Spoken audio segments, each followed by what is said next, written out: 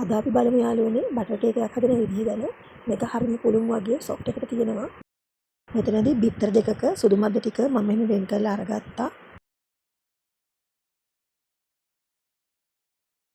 අද මම gram 500ක cake එකක් තමයි හදාගන්න යන්නේ. බිත්තර සුදු මද්ද ටික මේ විදිහට ටිකක් අපි බීට් කරගන්න ඕන පෙනෙනකම්. මේ ගානට බීට් කරගත්තාම හොඳටම ඇති. මෙතන මම බටර් අරන් තියෙනවා මේ සැහැඳි 5ක් පුරවල මේ සැහැඳි 5ක් තමයි ගත්තේ. ඔයාලට කැමති නම් ග්‍රෑම් 125ක් කිරලා අරගන්නත් පුළුවන්. මේ ගානට බීට් කරගත්තාම හොඳටම ඇති යාළුවනේ. ඊළඟට මම සීනි මේ සැහැඳි 6ක් මේකට දාගන්නවා. සීනි ගන්නකොටත් මේ සැහැඳි පුරවලම අරගන්න. ඔයාලට කැමති නම් සීනි ටිකත් ග්‍රෑම් 125ක් කිරලා අරගන්න. මතක ඇතිව බටර් ගන්නකොට කාමර උෂ්ණත්වයේ තියලා අරගන්න. මම අරගත්ත විදිහට මේ සැහැඳින් වලින්ම කිරලා ගත්තා නම් මේක පොදු සොෆ්ට් එකට එනවා යාළුවනේ.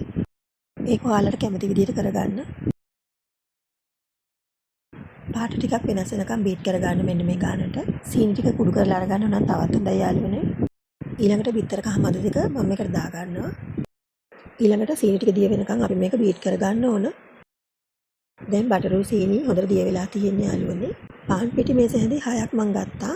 ඒකට බේකින් පවුඩර් තෙහැඳි භාගයක් දාලා හොඳට හලලා තමයි මේ අරගත්තේ. ඒකත් මම බටර් එකට එකතු කරගන්නවා. මෙතනදී කියන්න ඕන ඕගලන්ට පාන් පිටිත් කැමති නම් ඔයාලා කිරලා අරගන්න. ග්‍රෑම් 125ක් ගන්න. දැන් බිත්තර සුදු මද ටික දාගන්න. දාගෙන මේ විදිහට කලවම් කරගන්න.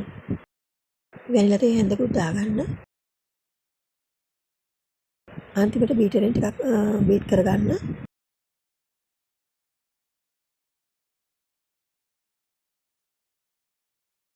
දැන් මම කේක් බැටර් එක හදාගෙන ඉවරයි. ග්‍රෑම් 500 තැටියකට තෙල් කඩදාසියක් දාලා හැස්ති කරගන්න ඕන. මෙන්න මේ ගානට තමයි අපේ බැටර් එක තියෙන්න ඕන. බැටර් එකේ දියාරු ගතියක් වගේ ආවොත් තව බටර් ටිකක් දාලා කලවම් කරලා ගන්න. දැන් කේක් බැටර් එක එක සමානව හදාගන්න.